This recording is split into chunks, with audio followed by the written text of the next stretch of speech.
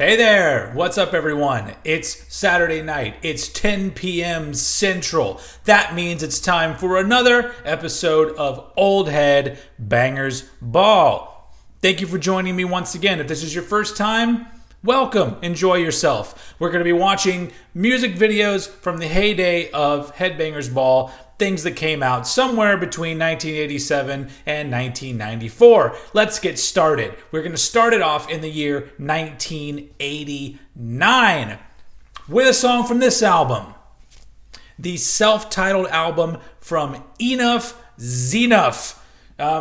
This is a band that I think unfortunately gets a little bit overlooked and kind of a little bit appropriately gets lumped in with hair metal bands because they did have a little bit of that going on, but they were way more of like a pop band to me that just adopted a little bit of the glam style, but they did their own thing with it, as you'll see. And their songs are filled with fucking great hooks. If you love a great pop hook that gets stuck in your head, then Enuff Z'Nuff is a great band for that. So let's just jump right into it. We are going to be watching the music video for the song Fly High Michelle, which I guess technically would be a power ballad.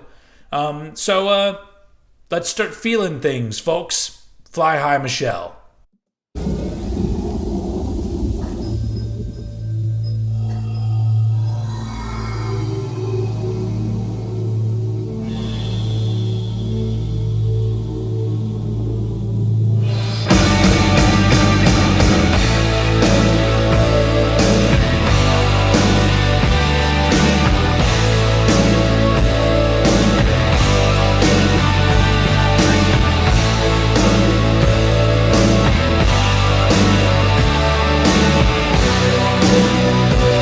So right out of the gate, are you seeing a difference here in the music video?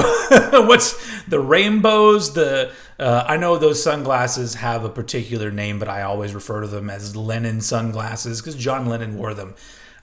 So clearly these guys have a little bit of a 70s psychedelic vibe going on. Let's keep going. 6 o'clock in the morning, still sitting and pouring the drinks till they're gone.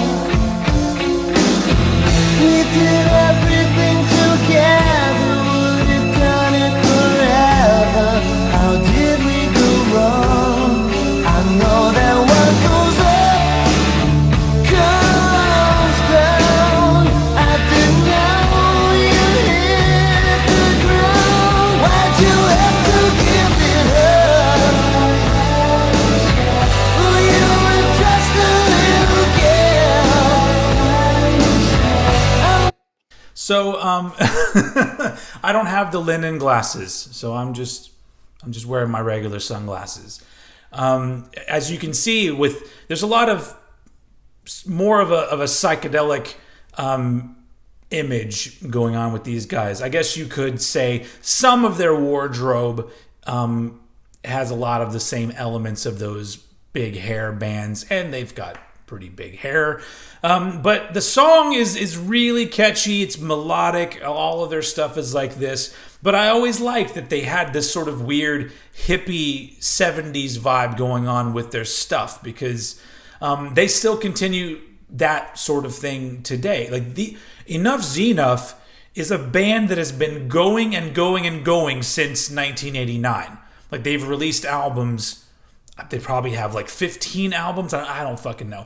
At this point, the only remaining member of the band is Chip Z'Nuff, who is the bass player, but he now actually sings as well. The other guy, what's his name? Donnie V.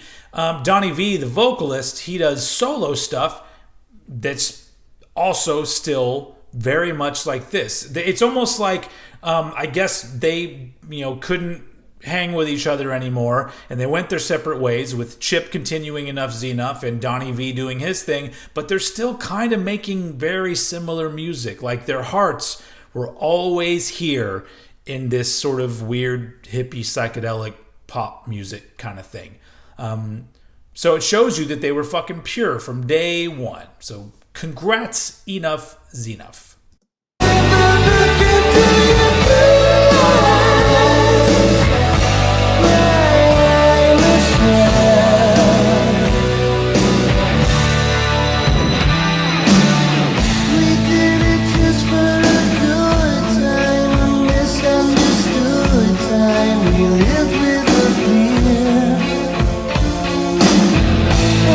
We still could have done things and I overhung things. I wish you were here. And no, I'll live a life full of grins until no life begins. Why'd you ever give it up? Well, you were just a little girl.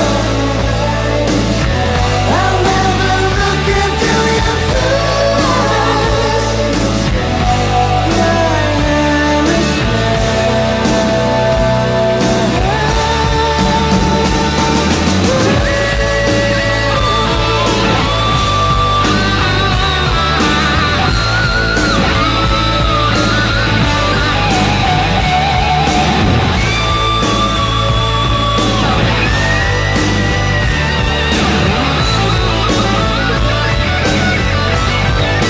say another prayer.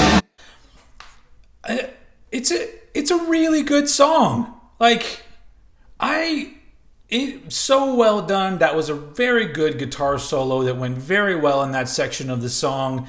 This was their biggest hit, so I guess that makes sense. But it's just one of those things where lumping this in with like power ballads and stuff, all of those other ones, even though I do love a lot of those bands, this seems like it's on a different level. Maybe it's all the weed I smoked just a minute ago. I didn't smoke any weed. Anybody got any weed? I'll leave my address at the end of the video. Tonight, and I'll see you in the light. You had to give it up. Well, you were just a little girl. I'll never look into your blue eyes. I understand. You had to give it up. Well, you were just a little girl. I'll never look into your blue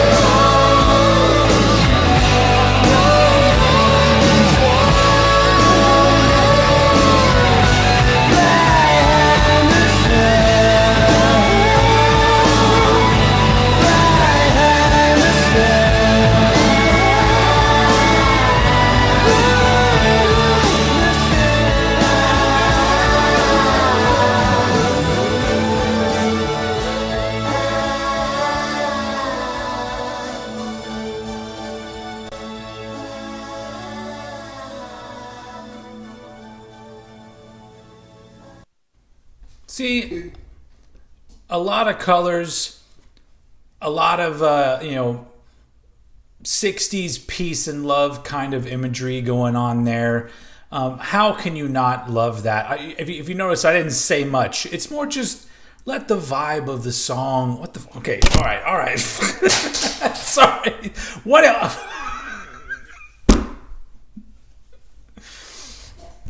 All right, what?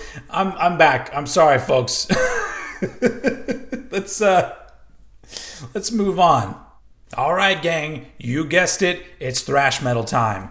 Tonight, we are going to be listening to a song from this album, In This Life, from the band Mordred.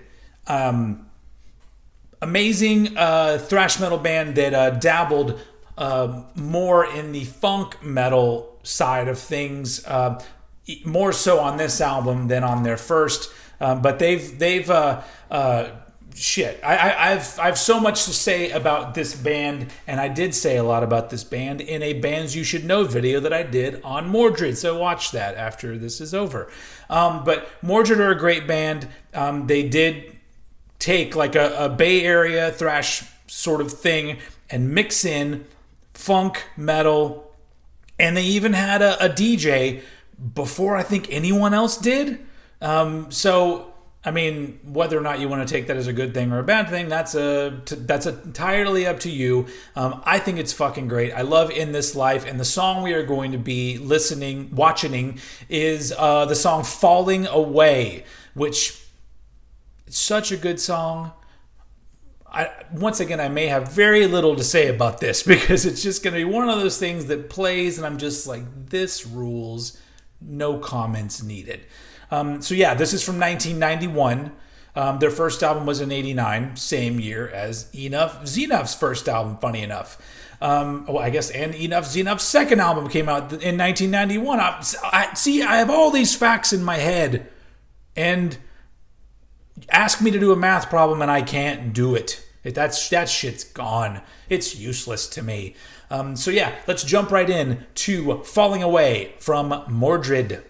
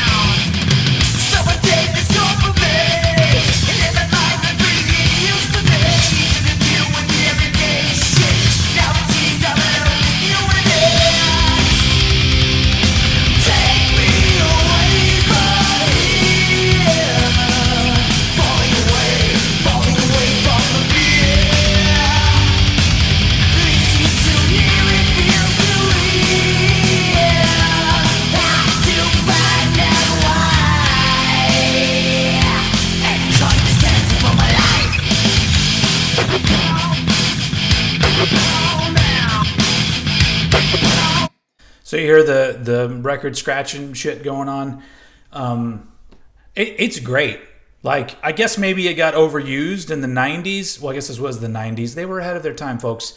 Late 90s. But in the case of this song and in the case of Mordred, it's done super classy always.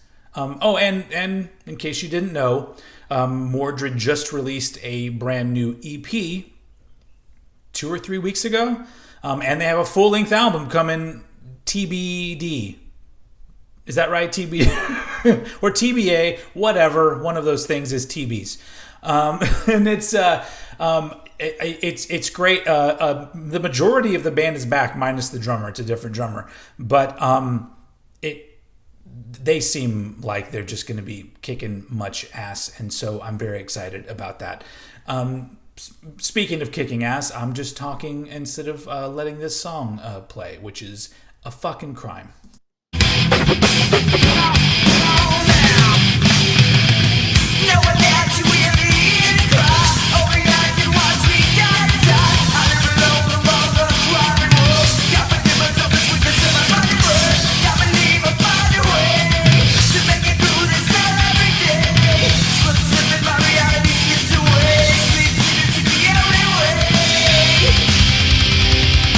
Take me away from here.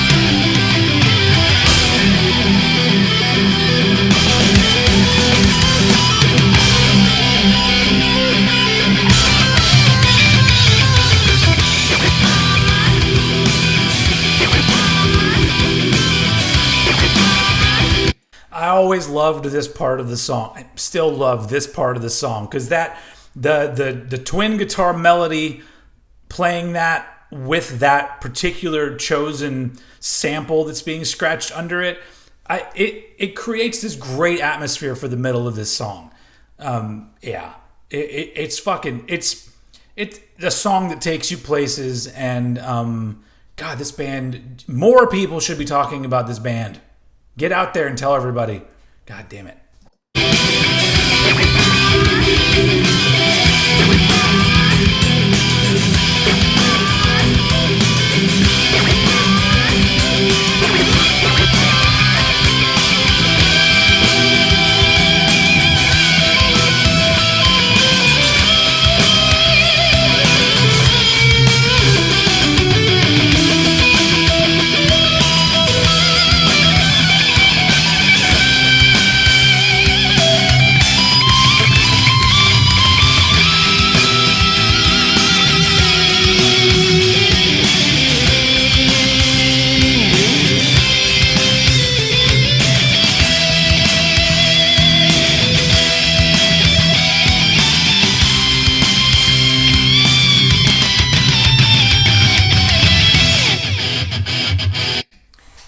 I mean, come on. That was a hell of a fucking solo too. I don't know what I do know what it is. Cause like shreddy solos where you're being all limber with your fingers everywhere. I enjoy some of those, but what I enjoy more than anything else is a melodic solo that lifts up a section of the song. I love it so much. And these guys are great at doing that. Those are my favorite lead guitar players. If you want to go, I'm going to go, ooh, that's cool. But then after that, I'm all like, all right, next. But adding a level of emotion or drama or whatever the fuck you want to call it to the song when you play a guitar solo, that is the mark of being an excellent lead guitar player, in my opinion. Let's finish up this fucking fantastic song.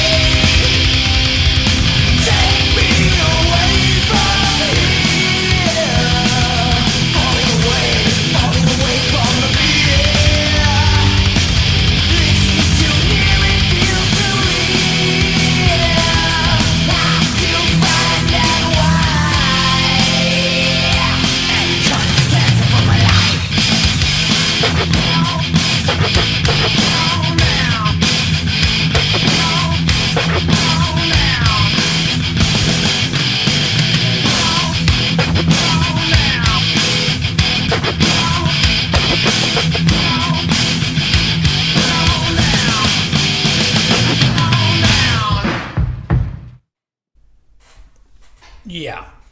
Holy fuck. It's that is some good fucking shit right there, folks. And I've always found it very interesting that music video, if you look, like it's put together with live footage and then some stock stock or just, filmed elsewhere footage with like all of the TVs rolling down the stairs and all that other stuff. But it looks like there's some footage that was intended for it to be more of a traditional music video where it looked like there was a stage set and a backdrop and they were performing, and you only ever really seem to see the drummer and the DJ, maybe a couple other glimpses of the others, but it's almost like maybe they started filming it that way and then at the last minute they're like, fuck it, and then just threw it together with the live footage.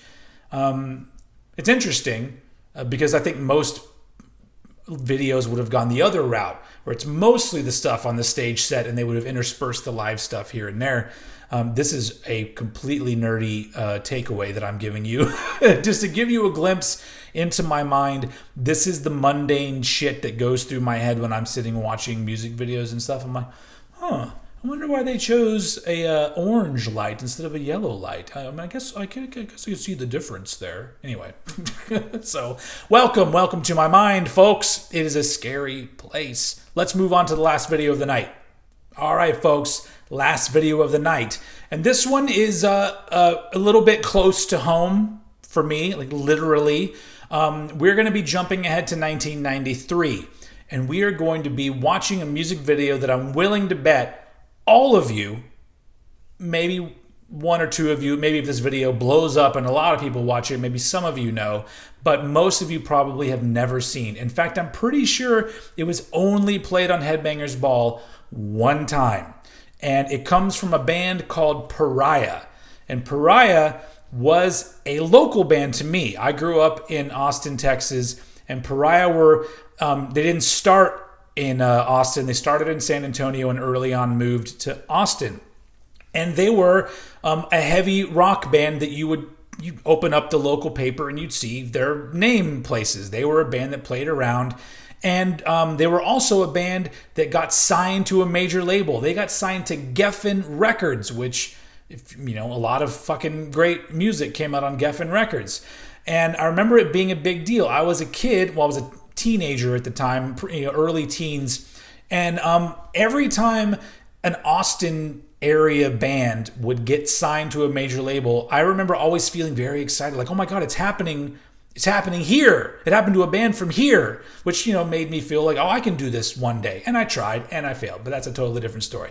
But these guys got signed up, and unfortunately for them, they had to wait a couple years to even put out their fucking album. I think they were signed in 1990 and their album didn't come out till 1993. By all accounts, that's because Geffen was a little bit busy promoting Guns N' Roses and not Pariah.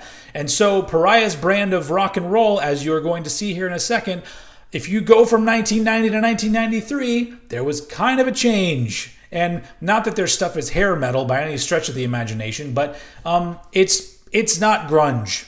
And it's not alternative. And so, unfortunately, it came out in 93 and nobody gave a shit about it except for a handful of people and us from in Austin that were rooting for these boys.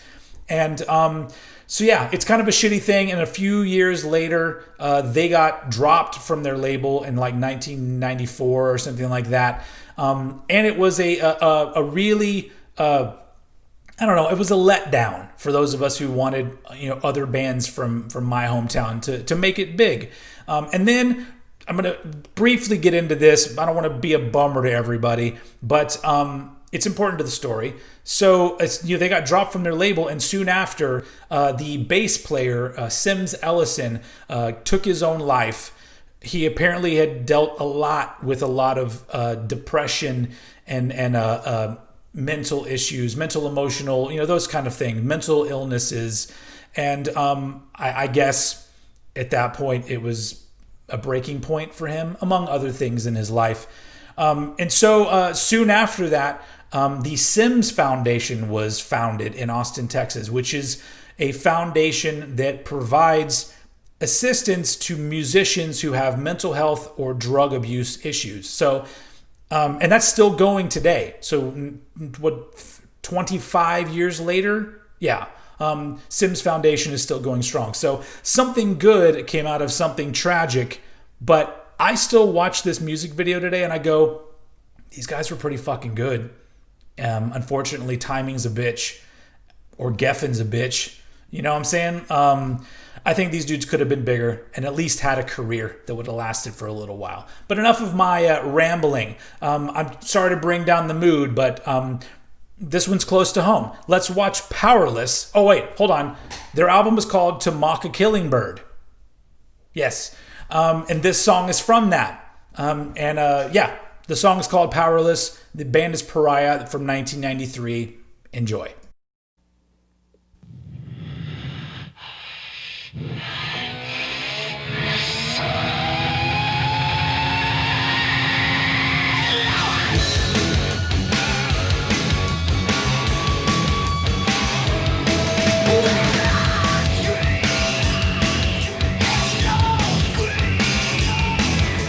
War crisis knows the price.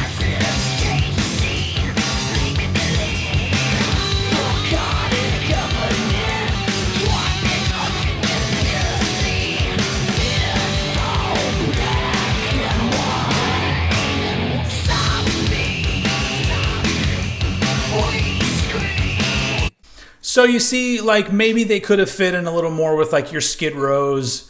But then even then in 93, Skid Row was already starting to experience issues with people losing interests, I guess. So even though this is very straightforward rock, it's I guess it still has its foot a little bit in the 80s, and so I guess that's a big reason why it didn't click. Also, there was no fucking promotion for this at all, so I'm pointing the finger squarely at Geffen for that. But let's continue.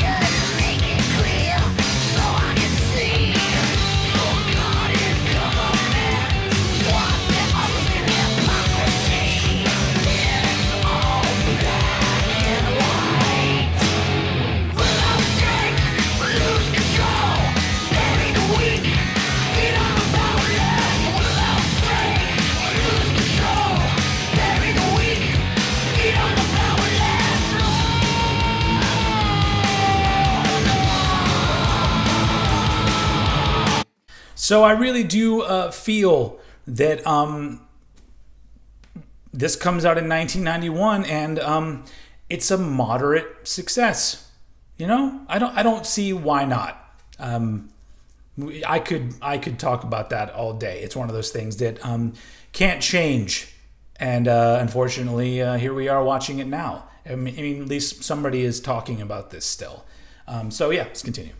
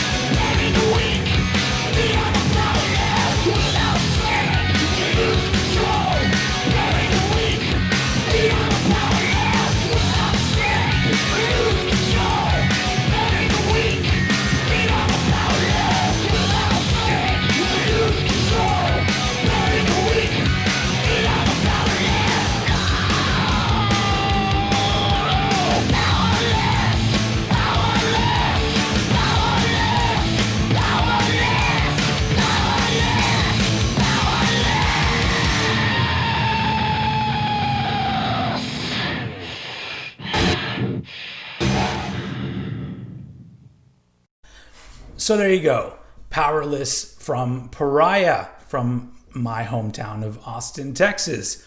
Not much more to say about that, really. I mean, it's a fun rock video, a fun rock song. It's got a lot of energy to it. The whole album is like that. It's an unfortunately overlooked album, and I don't know where you can find it. I don't even think it's on streaming services. It might be. But there you go. The only video from them, from the only album. Well, they put out an independent album slightly before this, but their only major label album, Tamaka Killingbird. Let's drink to Sims Ellison. All right. So there you go. Sorry if the vibe got changed up there a little bit, but I'm all about bringing you the shit you really don't know at the end of the episode. All right, so there you go. Another Saturday night has come and gone. Well, it's not gone. Hopefully you're you still got some partying to do. I mean, I know I do. But this episode of Old Head Bangers Ball is over. I apologize. But I will be back next Saturday, 10 o'clock Central. Set your Swatch watches and be here and join me for another glimpse into the past. So thank you all for joining me, and I will see you all again next Saturday.